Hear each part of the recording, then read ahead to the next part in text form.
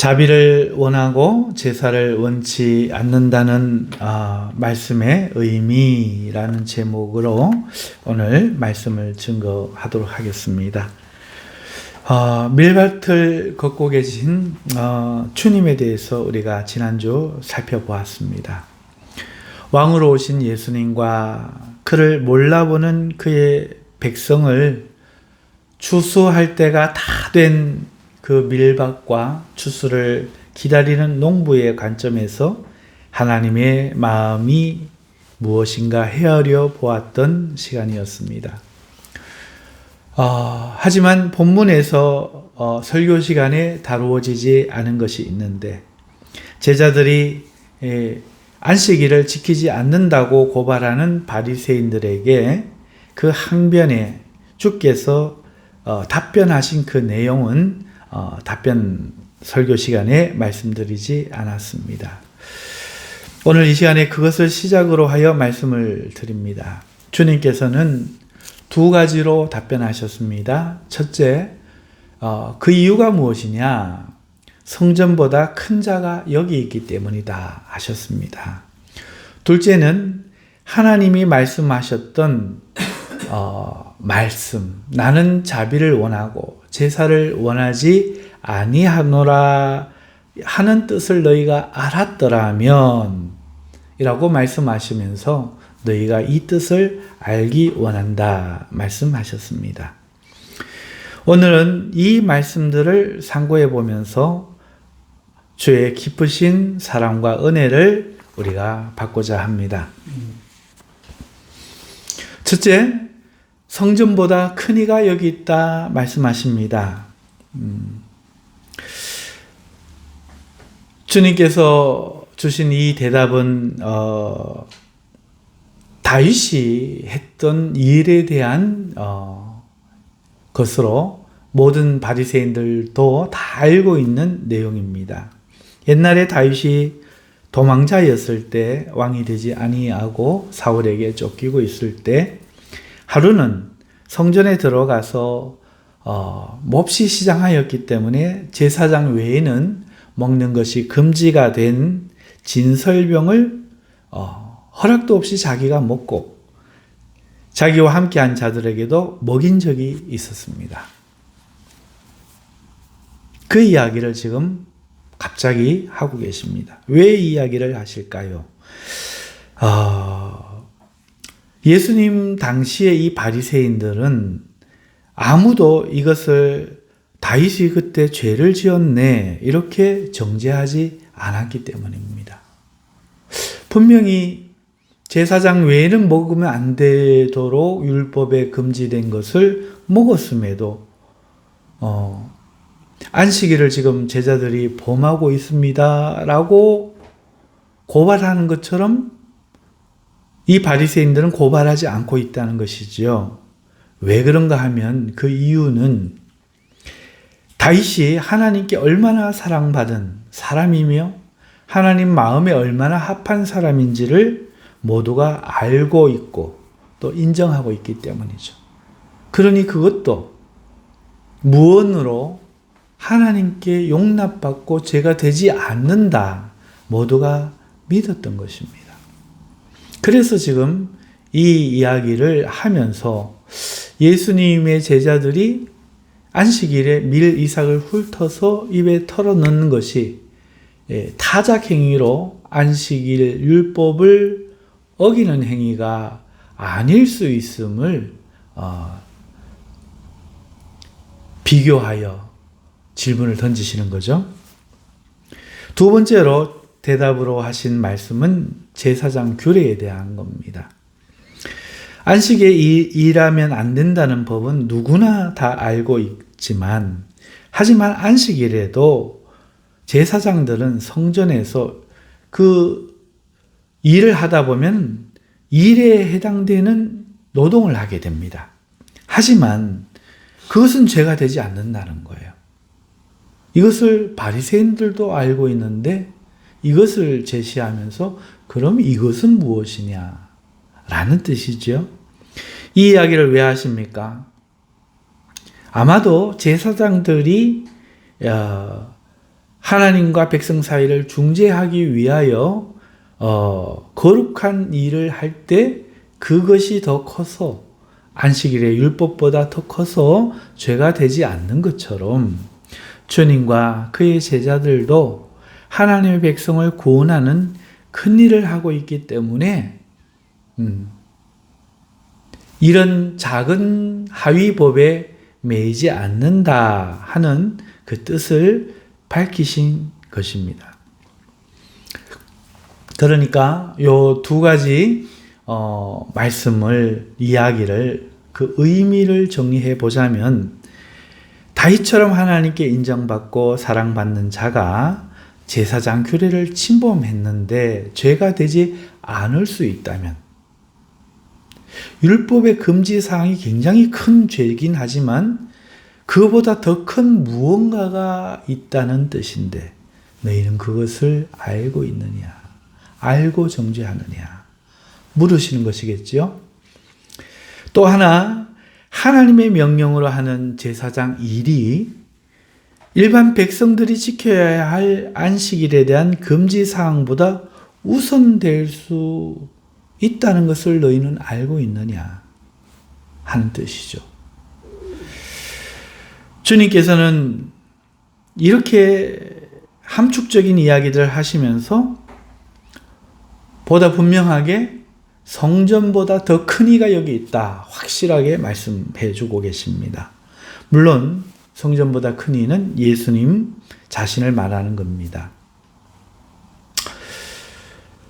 주님이 예로 드신 두 경우의 이야기를 보면은 둘 다 성전 안에서 지켜져야 되는 일들이었죠. 성전 안에서 지켜져야 할 규례와 금지 사항을 어겨도 죄가 되지 않는 그 무언가가 있고 그것에 대한 이야기를 지금 예수님이 하고 계신 겁니다. 그들의 공격에 그냥 답변만 하신 것이 아니라 지금 그들에게 주님은 더 나은 진리를 제공하고자 하신다는 거죠. 그리고 자신이 성전보다 더 크다 하시면서 그렇다면 이것, 밀리삭을 먹는 이 일이 죄가 되지 않을 수 있다. 성전이라는 규례 안에, 율법의 규례 안에 매여 있는 그들에게 그보다 더 큰 것을 보라고 제시하시는 우리 은혜의 진리의 주님이신 줄 믿습니다. 이러보건대 예수님과 바리새인들은 지금 밀 이삭을 훑어먹는 같은 일을 두고도 다른 관점으로 지금 보고 있음이 분명하죠. 첫째, 바리새인들은 제자들의 행위를 그저 옳고 그름의 원칙으로 보고 있다는 겁니다. 저거 맞는데, 저거 틀린데, 이런 관점, 저거 죄인데, 저거 악인데, 선인데, 이런 관점으로 본다는 거죠. 둘째는 우리 주님께서는 그것보다 우선되는 것, 물론 그것도 아시지만 그보다 더 크고 중요한 것의 관점으로 바라보고 있다는 거예요. 그 내용이 무엇인지를 우리가 이 시간 살펴보겠지만 옳고 그름 중요하다. 하지만 그보다 더 중요한 게 있고 더 큰 게 있다. 이것도 너희가 알아야 하리라 라고 바리새인들을 미워하는 게 아니라 그런 대적하는 자들을 오히려 더 큰 진리를 제공하려고 하시는 우리 사랑의 주님의 모습을 우리가 볼 수 있습니다. 줄여서 말하자면 옳고 그름대 더 중요한 것이라는 관점의 충돌을 오늘 마태복음의 성경은 우리에게 제시하여 우리 인생의 새로운 세계를 열고자 하고 있다는 것입니다. 우리는 살아가면서 인생을 어떻게 바라보며 살아야 할까요? 누구는 옳고 그름으로 모든 일을 바라보는 사람들이 있습니다. 또 누구는 무엇이 더 중요한가를 생각하며 살아가는 이도 있습니다. 여러분, 이에 대해서 생각해 보셨습니까? 어느 것이 더 옳습니까? 물론 그것을 딱 하나로 이것이 맞고 저것이 틀렸다 이렇게 말하는 것은 저는 옳지 않다고 분명히 확신합니다. 왜냐하면 법이나 규정같이 어떤 것은 무엇이 옳고 그러다 분명하게 정해놔야 되는 게 있습니다. 그래야 다툼이 없고 일치를 가질 수 있는 공동체가 존재할 수 있습니다. 이것은 매우 중요하다 할 것입니다. 조국을 사랑하자, 부모를 공경하자, 선배를 존중하라, 교통법규와 헌법을 지켜야 한다, 학교를 지켜라, 친구끼리 약속을 지키는 사람이 되어라. 이런 옳음이 이 세상에 없다면 그야말로 세상은 정말 슬프고 아비규환의 세상이 될 겁니다. 그래서 정의 차원에서 생각할 때 이것은 반드시 필요한 일이에요. 더 큰 게 있으니까 작은 거는 무시해라가 아니겠죠. 맞습니다. 그것은 너무나 필요하고 꼭 있어야만 합니다. 하지만 모든 것을 옳고 그름으로만 생각해도 과연 괜찮을까요? 부모가 자식을 가르칠 때 분명 옳고 그름을 가르쳐야 합니다. 하지만요, 때로 기다려줘야 할 때가 있다는 거예요. 참고 격려하면서 그 아이가 성장해서 할 수 있도록 기다려야 한다는 뜻이죠. 특별히 이런 인격적인 부분에 있어서 그렇습니다. 인격적인 부분은 안다고 되는 게 아니죠. 성장이 필요합니다. 성장이 이루어져야 옳음을 바르게 깨닫고 인식하고 할 수 있기 때문에 그 아이에 대해서 많은 기다림과 또 도움과 배려가 필요한 거죠. 예를 들어서 어른들에게 인사해라, 예의를 갖춰라 이렇게 아이를 가르쳤다고 생각해 보십시다. 아이가 시켜서는 할 수 있겠지만 진정으로 그것을 자기의 마음에서 행하기까지 깨닫고 하기까지 시간이 필요합니다. 그래서 어른들에 대한 감사와 예를 표하는 이것이 왜 중요한지를 이 아이가 깨닫는 것이 필요하죠. 그래서 부모가 옛날 이야기들을 통해서 혹은 부모의 경험을 통해서 이야기를 해주면서 그러한 삶과 그렇지 못한 삶을 비교하면서 스스로 생각하게 해주는 그런 이야기 문화가 우리 선조 때부터 있었습니다. 그 외에도 실생활에서 누구네 집 이야기와 누구네 집 이야기를 간접적으로 경험을 통해 나누며 어떤 가정이 더 좋은지, 어떤 삶이 더 좋은지 아이가 생각할 수 있도록 해주는 일이 필요하죠. 분명한 것은 이때 아이가 그 단 한 번의 가르침을 위배했다고 해서 그것을 옳고 그름의 판단으로 정죄하거나 처벌해서는 안 될 겁니다. 격려하고 또 약간의 제지라든지 이런 것이 필요는 하겠지만 그보다 더 큰 사랑과 배려로서 그 아이를 가르치면서 그 아이가 성장하고 성숙하도록 사랑의 관점에서 기다려주는 것이 더 중요할 때가 있다는 것이죠. 이것은 공존해야 되는 일입니다. 자, 여기까지 설명을 드렸는데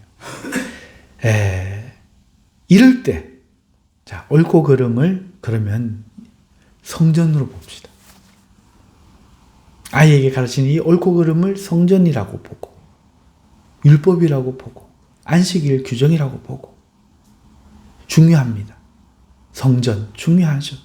하지만 성전보다 더 큰 무엇이 뭡니까?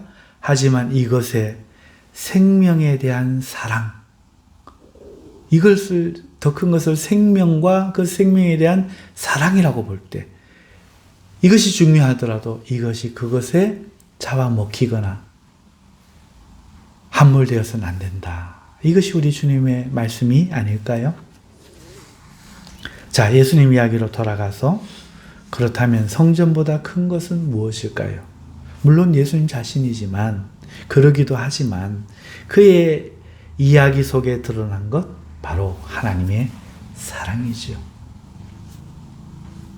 사랑이 중요한 것이 하나님이 다윗을 사랑하시니 그 배고픔을 이해하시고 연약함을 불쌍히 여기시고 제사장만이 먹을 수 있는 그 일을 어겼음에도 그 옳고 그름에 대해서 하나님은 그것에 대한 정죄보다 배고픔을 더 중요하게 여기시고 그에 대해 죄를 묻지 않았다 하시는 주님의 가르침을 우리가 깨달을 수 있지 않겠습니까? 또 안식일에 일하지 않고 안식일을 준수하는 이 옳고 그름의 규정 매우 중요합니다. 하지만 제사장이 죄인들을 위해 성전에서 하나님과 죄인을 화목케 하기 위하여 이 생명을 살리는 이 하는 일이 더 중요하지 않겠느냐 하는 가르침 아니겠습니까? 이렇게 볼 때 이렇게 의미를 드러내놓고 생각할 때 나는 자비를 원하고 제사를 원하지 아니하노라 하신 뜻을 너희가 알았더라면 무죄한 자를 정죄하지 아니하였으리라 하시는 이 주님의 말씀이 올바르게 이해되고 깨달아질 줄 믿습니다. 우리 주님께서는 인자는 안식일의 주인이라 오늘 말씀하고 계십니다. 즉 주님은 안식일을 만드신 분입니다. 그러니까 법의 주체라는 뜻입니다. 그리고 그 안식일의 법은 분명 주님이 제정하셔서 옳은 것이지만 주님께서 그보다 더 중요하게 여기시는 것이 생명과 사랑과 긍휼이라는 것을 정죄의식에 빠져있던 자들에게 나타내셔서 신약 백성인 우리들에게 너희가 옛 율법에 매일 것이 아니라 옳고 그름에 매일 것이 아니라 선악과를 먹은 이후에 선악을 아는 일에 매여 사는 남을 정죄하는 자기를 정죄하는 삶을 살 게 아니라 사랑과 은혜를 믿고 용서와 긍휼을 베푸는 삶을 살아야 한다. 새 시대의 가치관을 우리들에게 보여주는 말씀이 되겠습니다.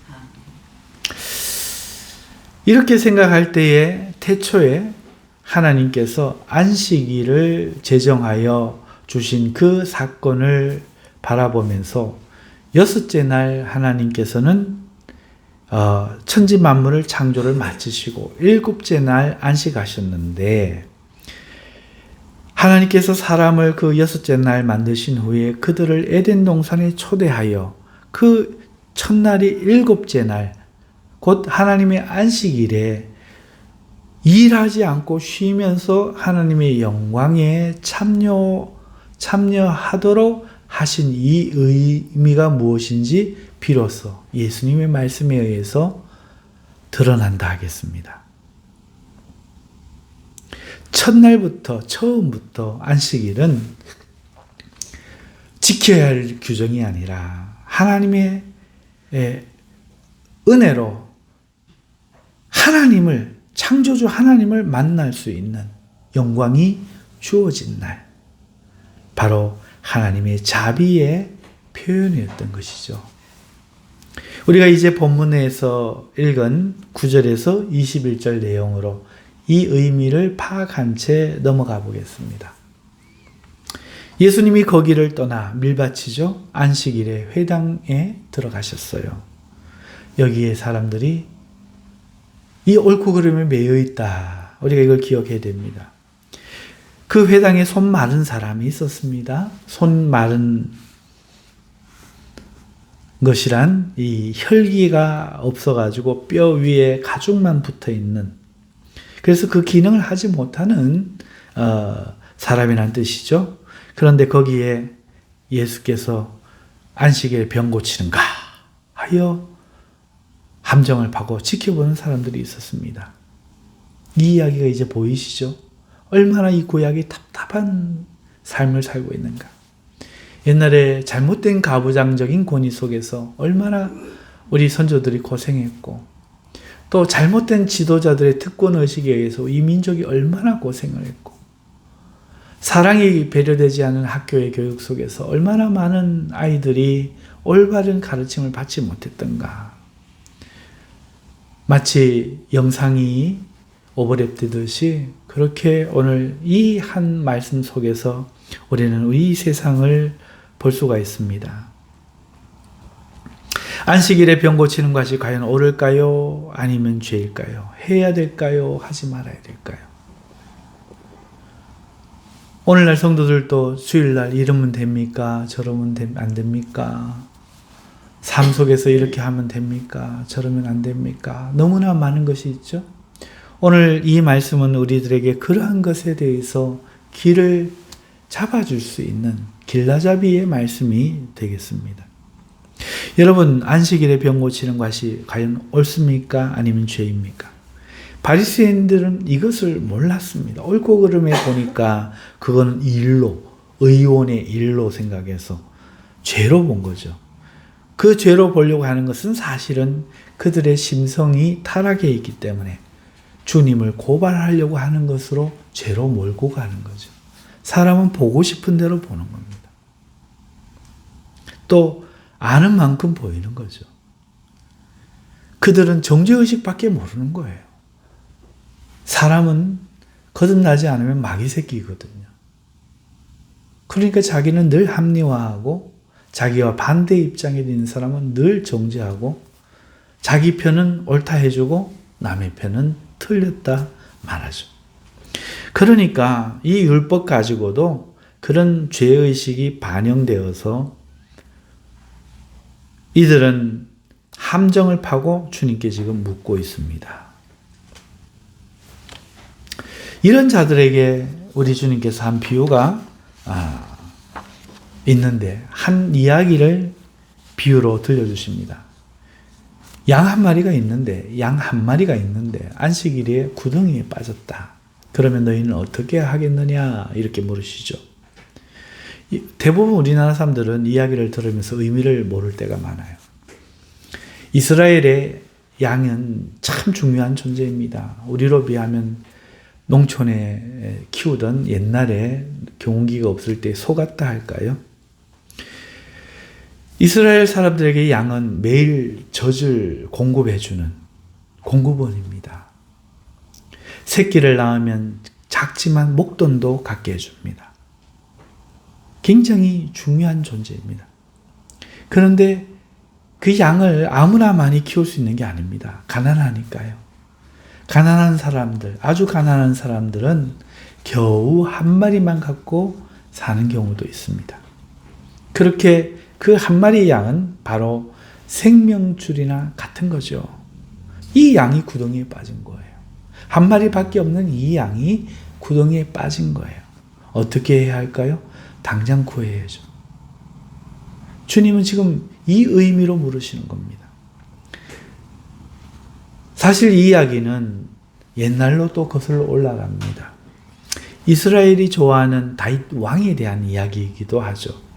다윗 왕이 하루는 자기 부하 우리아의 아내가 목욕하는 것을 보았고 그리고는 자기 아내로 삼고 우리아를 죽여버렸습니다. 그러자 나단 선지자가 와서 다윗에게 한 이야기를 들려줍니다. 왕이여, 한 성읍에 두 사람이 있는데 한 사람은 부자라 소가 심히 많으나 한 사람은 가난하여 암양 새끼 한 마리 뿐입니다. 그 암양 새끼는 그와 그의 자식과 함께 자라는 그런 관계이며 그가 먹는 것을 그 양도 먹으며 그의 잔으로 그 암양도 마시며 그의 품에 누움으로 그에게는 딸처럼 된 존재이거늘. 어떤 행인이 어떤 손님이 그 부자에게 왔는데 부자가 자기에게 온 그 행인을 위하여 자기의 양과 소를 아껴서 잡지 아니하고 가난한 사람의 양새끼를 빼앗아다가 자기에게 온 사람을 위하여 잡았나이다. 하고 여기까지 말했을 때 다윗은 참지 못하고 노해서 실화인 줄 알고 여호와의 살아계심으로 맹세하건대 반드시 그가 죽을 것이라 하고 공언합니다. 그러자 나단이 바로 그게 왕입니다. 왕은 하나님께 충분히 복을 받았건만 우리아의 하나뿐인 아내를 빼앗았나이다. 이제 왕이 이렇게 하였으므로 왕의 집에 하나님의 칼이 떠나지 않을 것입니다. 이런 일이 있었거든요. 여기에서 양은 유대인의 삶에 매우 중요했다는 사실을 알 수 있을 뿐만 아니라 그 한 마리 양을 뺏는 것은 하나님조차도 아무리 사랑하는 다윗이라도 분노할 큰 죄라는 거예요. 이 모두가 공감하는 정서를 들어서 우리 주님께서는 그 옳고 그름에 매여 자기는 옳다라고 외식하고 있는 자들에게 정죄 대신에 새로운 진리를 들려주시면서 하나뿐인 양이 구덩이에 빠지면 건져내야 하지 않겠느냐 물으시고 안식일에 선을 행하는 하나님의 마음을 지금 웅변해 주고 계시는 겁니다. 들을 귀 있는 자는 들을지어다 라는 주님의 마음인 것이죠.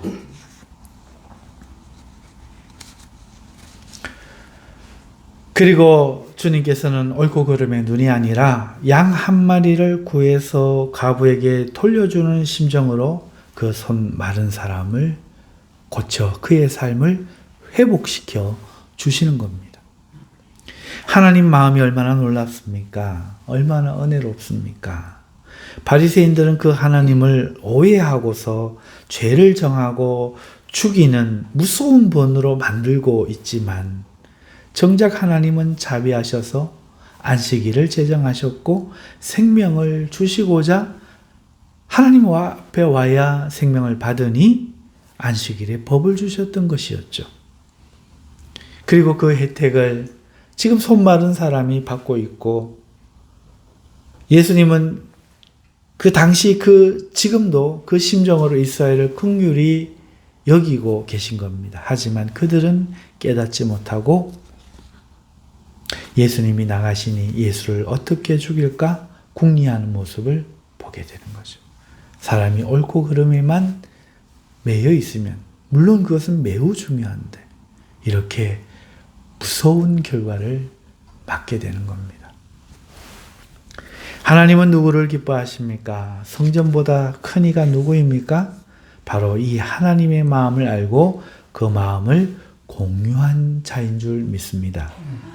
오늘 성경은 이사야 선지자의 글을 통해 이것을 알려주고 있습니다. 보라, 내가 택한 종, 곧 내 마음에 기뻐하는 바, 내가 사랑하는 자로다. 예수님이죠. 내가 내 영을 그에게 줄 터이니 그가 심판을 이방에게 알게 하리라. 그는 다투지도 아니하며 들레지도 아니하리니 아무도 길에서 그 소리를 듣지 못하리라. 여기서 다투지 아니하며 들레지도 않는다는 말은 어떤 말씀인가 하면 율법의 옳고 그름으로 정죄하는 그 소리가 없다는 뜻이죠. 심판을 이방에게 알게 하리라는 말씀은 하나님이 과연 무엇을 중요하게 여기는지 이방인들에게 알려주시겠다 이 말씀이죠. 모르고 들으면 이게 엉뚱한 소리, 사람과 싸우지 않거나 고함 지르지 않는다는 소리로만 들을 수 있지만 오늘 하나님 말씀을 이해하고 들으면 그 의미가 들리는 것입니다. 이어서 이사야 성경은 그는 상한 갈대를 꺾지 아니하며 꺼져가는 심지를 끄지 아니하기를 이길 때까지 심판하여 이길 때까지 하리니 또한 이방들이 그의 이름을 바라리라 지금 말씀하고 있습니다. 여러분 갈대는요 이스라엘 백성들이 끊어다가 바구니도 만들어 쓰고 또 그때는 종이가 없었지 않습니까? 굉장히 귀했는데 양가죽의 성경을 쓰거나 혹은 이 갈대를 끊어다가 다듬어서 파피루스라는 종이를 만들었습니다. 그러니까 갈대는 굉장히 귀중한 재료입니다. 그런데 상했으면 어떻게 되겠습니까? 가차없이 버려야 합니다. 그걸 써서 바구니를 만들면 바구니를 버려버리는 거죠. 또 그걸 써서 종이를 만들면 종이 질이 떨어지는 겁니다. 그러니까 꺾지 않으면 안 되고요. 버려야 됩니다. 꺾고 버려야 되는 것이죠. 꺼져가는 심지는 어떻습니까? 여러분 옛날에 호롱불 보셨나요? 저는 어릴 때 봤는데요. 여러분 기름이 떨어져 가면요. 빨리 호롱불을 꺼야 됩니다. 심지의 불을 끄지 않으면 그대로 두면 눈이 맵고요. 그름이 온 집안의 방을 시커멓게 만들어버립니다. 자, 옳고 그름으로만 이것을 볼까요? 상한 갈대, 꺼져가는 심지, 옳고 그름으로 보면 어떻게 됩니까? 당연히 상한 갈대를 버려야 하고 꺼져가는 심지는 바로 꺼야 하는 거죠. 이렇게 중요한 옳고 그름의 일을 주님은 지금 어떻게 한다고 합니까? 반대로 말씀하고 있죠. 안 꺾는다, 안 끈다 이렇게 말씀합니다. 여기에 드러난 하나님의 마음이 우리를 놀라게 합니다. 왜 안 할까요? 그 상한 갈대가 우리라면 어떻게 하겠습니까? 그 꺼져가는 심지가 우리라면 어떻게 하겠습니까? 우리 때문에 우리를 택해서 백성 삼아서 구원했더니 우리가 상해에 있어서 하나님 나라의 질이 상하고 훼손이 되더라도 우리를 구원했더니 우리 때문에 하나님이 욕먹고 하나님 나라의 문제를 만드는 존재가 되어서 하나님 나라가 엉망이 되고 우리를 살려주려고 하시는 하나님의 그 은혜로운 행위를 우리가 훼손시켜 버린다면 하나님께서는 우리를 제거하는 것이 맞을까요? 끄는 것이 맞을까요? 남겨두는 것이 맞을까요? 나는 그렇게 하지 아니하노라. 바로 주님의 마음입니다. 하나님이 우리를 구원해서 이 주일날 우리가 교회 와서 우리는 예배 드려준다고 생각하지만 얼마나 하나님 손해가 심한지 모릅니다. 인간이 되셔서 엿보시고 수치를 당하시고 갖은 곤욕을 치르신 것은 그렇다 치고 살해당하셨습니다. 오늘 본문에서도 보다시피 뭐만 하면 죄인 취급당하고 정죄하고 죽이려 듭니다. 호의의 결과가 이거죠. 이들만 그렇습니까? 우리는 다릅니까? 구원해 놓으니 보따리 내놓으라 할 때가 우리가 얼마나 많습니까? 예수 믿고 내 팔자가 이게 뭐냐? 교회 다닌다고 어디 놀러도 못 간다. 하나님 내게 해준 게 뭐냐? 내가 믿는다고 세상에서 성질도 못 내고 산다. 원망 불평이 얼마나 많은지 모릅니다. 조금 헌금하고 봉사하면 얼마나 그걸 자랑하는지 모릅니다. 원망 불평이면 뿐이면 다행이게요. 때로는 정말 우리가 부끄럽고 이런 사람이 믿어서 뭐하나 하는 자괴감이 들게 하는 것, 그게 신앙이라는 사실을 우리가 알고 있습니까? 있지 않습니까? 온통 그름이요 상해 있는 갈대지요. 그러니 주님은 그런 우리를 사랑의 관점으로 보고 계신다. 이 말씀을 하고 계시는 겁니다. 옳고 그름의 관점으로 보면 우리는 희망이 없는 것이죠. 그래서 율법으로는 구원을 받을 수 없고 죄를 깨달을 뿐이며 오직 예수 그리스도의 은혜의 이 새 언약만이 우리를 희망을 갖게 하는 것입니다. 사랑하는 성도 여러분, 상황이 이런데도 주님이 뭐라고 말씀하십니까? 이 말씀이 오늘 우리 심령에 들려야 됩니다. 나는 상한 갈대를 꺾지 아니하며 꺼져가는 심지를 끄지 아니하는 자다. 안식일이 얻어 너의 마른 손을 기꺼이 고쳐주마. 네가 주의 일을 한다고 법을 어기지만 나는 너를 다윗만큼 귀하게 본다. 이 음성들이 들려야 돼요. 주의 택한 종, 주의 기뻐하는 사람, 성전보다 큰 이, 그가 누구입니까? 바로 이 주님의 마음을 품은 신약의 믿음의 성도들입니다. 이 주님을 주인으로 삼아 섬기는 사람 아닐까요? 옳고 그름 필요합니다. 하지만 그보다 중요한 것은 바로 생명과 사랑과 자유임을 잊지 말고 살아가시는 성도님 되시기를 축원합니다. 또 자신의 모습을 볼 때 한심해 절망하지 마시고 주님을 바라보며 용기 얻으시고 기도하여 승리하시는 여러분 되시기를 주님의 이름으로 축복합니다. 우리 이 말씀 붙잡고 주의 한번 외친 후에 동성으로 기도하도록 하겠습니다. 주여